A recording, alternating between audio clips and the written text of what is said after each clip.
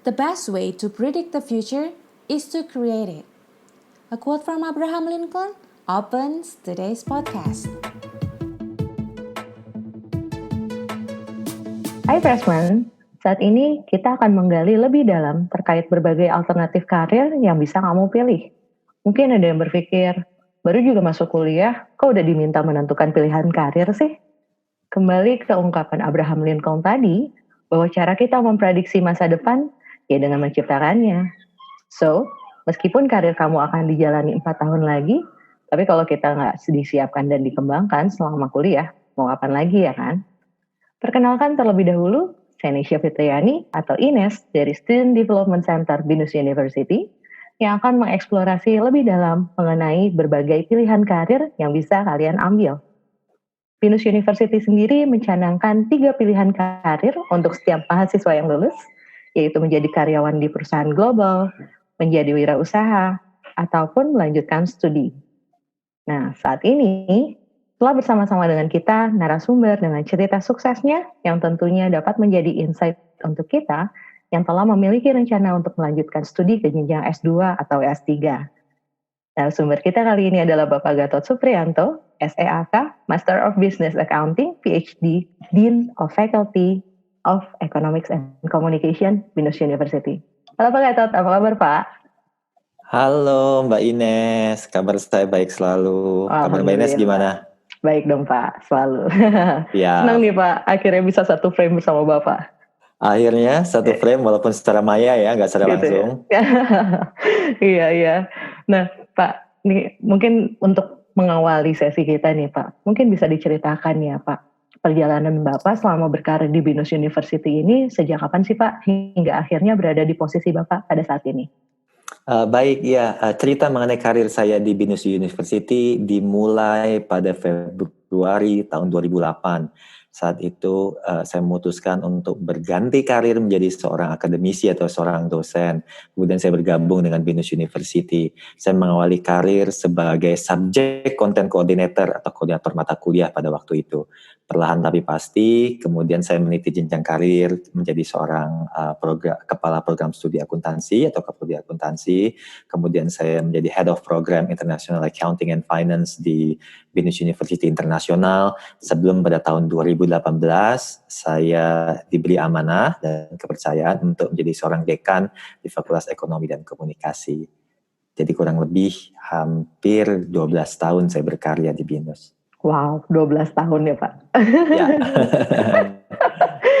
Oke, nah ini menarik sih Pak. Jadi kalau saya pelajari dari biografi Bapak nih gitu ya, Bapak kan punya 3 sertifikasi akuntansi nih Pak. Correct me if I'm wrong ya Pak. Ada CA, ada CPA, sama CFE seperti itu. Kemudian juga ada beragam pengalaman professional services yang salah satunya ini financial auditor di Big Four company. Nah kalau boleh tahu nih Pak, apa sih Pak yang bikin Bapak tetap memilih untuk mengembangkan karir di bidang pendidikan? Mungkin sebuah pertanyaan yang sering dilontarkan oleh banyak orang juga ya ketika saya mengemban atau bekerja di industri yang industri akuntansi dan keuangan, itu industri yang secara finansial, secara benefit itu sangat menguntungkan. Tapi kenapa sih pindah menjadi dunia akademisi? Kalau saya jujur bahwa kayaknya saya memiliki panggilan untuk bisa berkontribusi di industri yang kemudian bisa mendidik, bisa menginspirasi anak-anak muda Indonesia untuk jadi lebih baik, untuk lebih bisa berkarya, memajukan negaranya, memajukan lingkungannya, atau paling tidak memajukan dirinya sendiri. Gambaran-gambaran tadi yang kemudian menginspirasi saya untuk pindah profesi. Terkait sertifikasi tadi, betul memang saya punya sertifikasi, tapi memang penting juga buat diingat nanti buat teman-teman nanti kalau misalnya pengen ngambil sertifikasi dan seterusnya ya, bahwa sertifikasi itu tujuannya untuk kemudian kita bisa terus mengupdate pengetahuan, untuk mendapatkan banyak ilmu dan seterusnya, bukan semata-mata gagah-gagahan gitu ya, buat panjang-panjangan gelar dan seterusnya. Artinya emang semangat untuk belajar terus-menerus itu menjadi semangat yang harus ditumbuhkan. Dan kebetulan dengan menjadi akademisi, keinginan saya untuk terus belajar itu terfasilitasi lah gitu. Nah kurang lebih itu alasannya. Oke. Nah ini kan menarik ya Pak gitu. Kalau boleh mundur sedikit gitu ya, apa sih Pak yang motivasi Bapak untuk terus melanjutkan studi S2 sampai S3 gitu? Iya, motivasinya mungkin bisa dipecah-pecah nih ya, S2 sama S3 karena motivasinya beda gitu ya. Oke. Pertama, ya saya studi sarjana saya S1 saya di Universitas Gadjah Mada Yogyakarta atau UGM, program studinya akuntansi waktu itu. Saya kemudian studi S2 saya akuntansi juga di Monash University Melbourne, Australia. Kemudian selang 4 tahun dari S2 saya melanjutkan S3. Lagi-lagi saya kembali ke Melbourne, ke Monash University untuk menyelesaikan PhD saya. Nah, kembali ke motivasi. Untuk motivasi untuk S2 itu tak lain dan tak bukan adalah keinginan untuk bisa menginjak bagian bumi yang berbeda dan memandangi langit yang berbeda dari yang selama ini saya naungi. Sesederhana itu. Kenapa? Karena waktu S1, waktu saya sampai S1, saya tuh nggak pernah naik pesawat. Saya nggak pernah, asli nih ya, nggak pernah keluar negeri, dan saya nggak punya paspor bahkan. Itu tuh menunjukkan bahwa seberapa desonya saya saat itu. So my main motivation adalah saya pengen melihat bagian dunia yang berbeda dari yang selama ini saya jejaki dan tapaki. Itu motivasi utama saya selama S2. Dan mungkin sebagai catatan, saya itu menjadi profesional kurang lebih 4 tahun sebelum kemudian saya memutuskan untuk studi lanjut S2. Nah, itu kalau motivasi S2, Mbak Ines. Kalau motivasi saya untuk S3, nah ini sedikit berbeda. Kenapa? Karena waktu itu kemudian saya sudah berkeluarga, saya punya ada istri, ada 2 anak saya. Nah, motivasi yang mendorong saya untuk melanjutkan studi lanjut selain kewajiban bagi seorang dosen untuk menjadi seorang doktor gitu ya. Motivasi lainnya adalah untuk memenuhi janji saya kepada istri untuk mengajak dia tinggal di luar negeri, kemudian merasakan hal yang berbeda, plus juga membuat anak-anak kami merasakan pendidikan atau sekolah di luar negeri juga.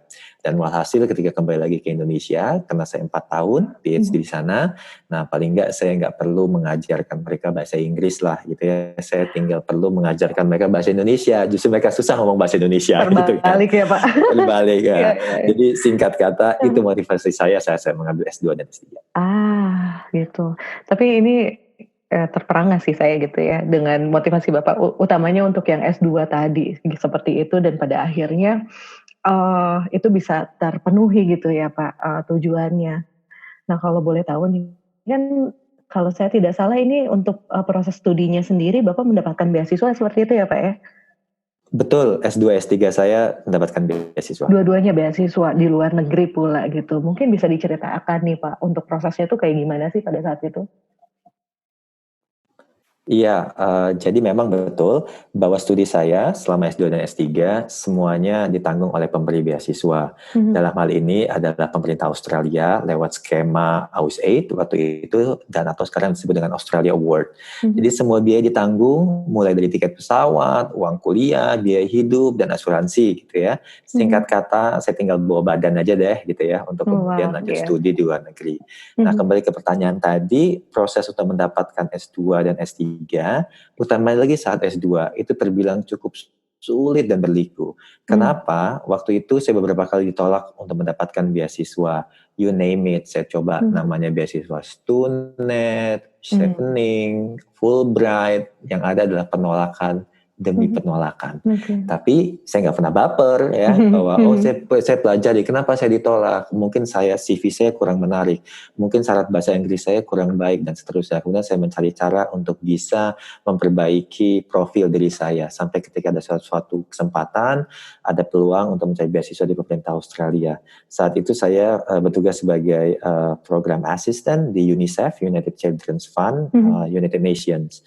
Dan saya pikir profil saya cukup menarik karena saya berada di organisasi yang unik saat itu ya, United Nations atau PBB. Kemudian saya apply, melamar, dan kemudian melewat serangkaian tes yang saya lalui, kemudian saya bisa lolos untuk mendapatkan beasiswa tersebut. Nah, kalau yang untuk S3 menurut saya relatif lebih mudah karena saya mungkin kemudian saya membangun profil dan portofolio yang lebih baik. Karena saat itu saya adalah dosen, kemudian saya juga menjadi lulusan terbaik waktu itu saya S2, jadi waktu di Monash, jadi saya cukup punya profil yang cukup menarik untuk saya ajukan untuk mendapatkan beasiswa saya di S3 gitu. Jadi yang S3 saya bisa bangun portofolio saya lebih baik, jadi tidak cukup berliku sekali saya ajukan permohonan, terus kemudian saya lulus, ikut tes dan seterusnya. Jadi kurang lebih seperti itu. Ya. Tapi memang istilahnya tidak one time langsung keterima gitu ya Pak, tapi ada jatuh bangunnya seperti itu ya. Apa yang membuat Bapak tuh tetap gigih untuk memperjuangkannya tuh Pak? Iya, betul bahwa kadang memang kalau kita ingin memiliki atau mencapai sesuatu yang besar, biasanya perjuangannya juga berat, ada yang mudah gitu ya. Dan saya pahami itu gitu kan. Jadi ketika ada kegagalan atau tidak berhasil kan, ya saya anggap itu sebagai sebuah pembelajaran untuk terus mencapai tujuan saya gitu kan. Ya biasalah gitu kan. Kadang-kala kita nggak berhasil di satu kesempatan. Bahkan kadang malah sekarang kalau saya mendapatkan apa-apa terlalu mudah, kemudian saya juga jadi bertanya, jangan-jangan tujuan yang saya capai terlalu cetek nih gitu ya, makanya saya dapatkan dengan mudah gitu ya. Kadang berpikir seperti itu. Jadi kadang if you aim big gitu kan, sometimes you have to spend more efforts untuk mencapainya. Jadi saya yang pertama ya ada keyakinan bahwa saya mesti bisa mencapainya, dan yang kedua ya sadar aja bahwa kadang kehidupan kadang berhasil, kadang gagal, we have to live with it. Ya, dan harus di-embrace bahwa itu adalah bagian dari proses seperti itu ya Pak ya? Benar sekali, bagian dari proses, exactly. Dan yang pasti tidak ada kegagalan, yang ada adalah kesempatan untuk belajar secara lebih. Exactly. Wow, ya, ya benar. Kalau nggak ada kegagalan, nggak belajar lebih gitu ya Pak ya. Nah, ini kalau kita kembali nih Pak, jadi hal apa sih yang perlu dipersiapkan kalau kita punya keinginan untuk melanjutkan studi Pak? Mungkin bisa di-share. Nah ini beberapa tips ya, atau bukan tips lah, beberapa pengalaman berdasarkan atas pengalaman pribadi saya yang bisa saya sampaikan. Apa yang harus dipersiapkan ketika ingin melanjutkan studi lanjut? Yang pertama, jujur nih, niat dan kesungguhan. Niat itu penting. Kenapa sih mau studi lanjut? Apa yang ingin dicapai? Motivasi, karena kadang kalau ups and downs, ada perubahan, ada ketidaksesuaian. Tapi kalau kita punya niat yang kuat, pasti semua bisa atasi. Soal kesungguhan ini menurut saya satu hal yang penting, karena kesungguhan tadi balik karena menunjukkan betapa kita gigihnya kalau menghadapi satu masalah. Saya pinjam misalnya ada ungkapan Arab yang menyatakan manjada wajada, artinya siapa yang bersungguh-sungguh pasti dia akan mendapatkan hasil. Jadi kesungguhan dan niat yang penting tadi untuk studi lanjut mesti dipastikan gitu kan, bahwa kita memiliki keinginan yang kuat. Niat tadi misalnya ya kita mau studi lanjut buat apa? Buat investasi ke diri sendiri, menjadikan kita orang yang lebih baik, orang yang lebih bisa mengenal perbedaan di luaran sana, orang yang kemudian bisa beradaptasi dengan kondisi di luar, beyond apa yang kita alami selama ini di rumah yang notabene nyaman gitu ya. Dengan niat dan kesungguhan tadi, harapannya kita bisa mengatasi segala macam kesulitan. Itu yang pertama. Yang kedua, tidak kalah pentingnya setelah niat dan kesungguhan adalah memiliki perencanaan yang matang. Perencanaan yang matang ini beneran deh gitu kan. Kita nggak bisa bangun tidur ujuk-ujuk kemudian saya ingin studi lanjut besok atau minggu depan, no, that's nonsense. Semuanya harus dilakukan lewat perencanaan yang matang. Makanya saya setuju tadi di ungkapan di awal podcast Mbak Ines bilang, look, walaupun kalian itu baru semester 1, bukan berarti ini tidak bisa jadi bagian dari perencanaan. Betul banget, semua harus direncanakan. Jadi kalau memang pengen studi lanjut, pengen jadi entrepreneur, pengen kerja jadi profesional, harus direncanakan dari sekarang, termasuk mengenai studi lanjut. Perencanaan ini misal ke negara mana yang mau dituju, English speaking country atau non English speaking country. Biayanya dari mana? Apakah biayanya dari orang tua, biayanya dari sponsor, dari pihak ketiga, harus kita pikirkan dan persiapkan.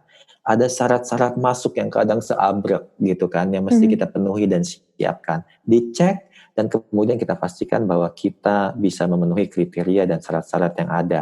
Misal nilai minimal bahasa Inggris yang disyaratkan. Kalau nilainya nggak masuk, dari sekarang mesti dipersiapkan.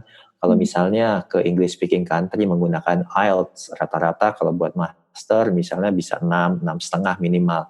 Writingnya minimal berapa, kalau buat S3 gitu ya, minimal 7, dipersiapkan dari sekarang. Kalau belum mencapai skornya, diambil pelatihan, diambil ada tambahan-tambahan yang kita pelajari sendiri sehingga bisa mencapai tujuan tadi. Singkat kata, perencanaan tadi sangat penting untuk bisa menggapai keinginan untuk studi lanjut. Jadi harus direncanakan dengan matang. Kira-kira itu kalau menurut saya. Itu ya, jadi ada 2 kunci penting, yang pertama kesungguhan dan kedua pastikan punya perencanaan gitu ya Pak ya. Yap, setuju. Nah, ya. Nah, yang terakhir nih Pak, ada pesan nggak Pak untuk freshman yang udah memiliki rencana studi lanjut? Ya, pesan saya mungkin terdengar klise ya, mungkin terdengar, oh udah sering disampaikan, tapi bagi saya ini adalah hal yang harus dimiliki oleh setiap orang, terlebih bagi para freshmen, terlebih bagi para mahasiswa yang baru masuk nih. Biasanya kalau baru masuk tuh bilang, kan gue baru mulai, santailah semester, 2 semester, kalau misalnya jelek, gak berprestasi, sebagainya, masih ada semester berikutnya gitu ya. Well, kalau bisa jangan gitu, karena waktu yang kita spend gak bisa kita tarik kembali gitu kan. Iya. Jadi salah satu hal yang paling penting. Jadi semuanya memang harus memiliki rencana. Nah, pesan saya untuk para mahasiswa adalah berani untuk memiliki mimpi yang besar dan terus berjuang untuk mewujudkannya. Walaupun kalian baru semester 1. Saya sharing misalnya tentang mimpi besar dan perjuangan buat mewujudkannya. Saya berasal dari keluarga sederhana dari Bandar Lampung, yang ketika yang orang tua saya notabene tidak mengenyam pendidikan bangku kuliah atau universitas gitu ya. Tapi saya selalu mempunyai mimpi dan keinginan yang besar untuk saya bisa mengubah nasib yang lebih baik gitu ya. Nah, alhamdulillah mimpi besar saya tersebut bisa tercapai, bahkan saya bisa studi doktoral di luar negeri di kampus yang masuk dalam 50 top universitas dunia. Tidak satu yang besar tanpa perjuangan yang hebat. Nah, jadi bagi yang sudah punya rencana studi lanjut nih, bagi para freshmen, persiapkan dari sekarang. Aim big gitu ya, rencanakan dan visionarikan gitu kan, visi bayangkan gitu ya, bahwa kalian bisa berangkat ke universitas terbaik di dunia, challenge yourself gitu ya, cari dan gapai ilmu kalian bersama orang-orang terbaik dari negara lain, dan buktikan bahwa orang Indonesia nggak kalah hebatnya. Jadi jangan misalnya bisa lebih baik jadi jagoan di kelas, jagoan di bisnis, terus kita merasa paling hebat. No. Test yourself against others, peoples around the world gitu ya, untuk bisa menggapai tadi. Visikan itu, bayangkan itu dari sekarang. Itu pesan Pak Gatot yang pertama. Yang kedua, lagi-lagi mungkin terdengar klise, tapi ini penting nih bagi kalian yang sekarang bagi masuk freshman, dan lagi-lagi sharing pengalaman pribadi.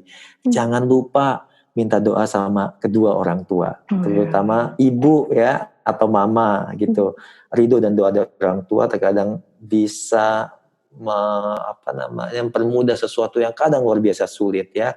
Kalau kata-kata indah dan puitisnya adalah yang bisa memindahkan gunung ya, merintang. Doa orang tua, doa ibu itu bisa demikian melewati kita dari kegelapan dan kesulitan, ya lebatnya hutan, dan hentikan derasnya hujan gitu ya.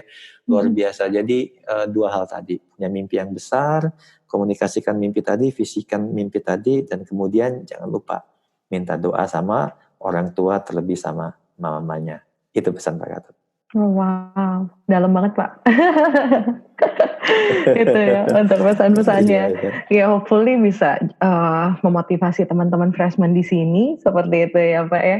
Nah, jadi itu pesan-pesan Pak Gatot nih untuk kamu yang memang udah memiliki rencana untuk S2, atau mungkin nih setelah dengerin podcast ini jadi terinspirasi untuk terus melanjutkan studinya.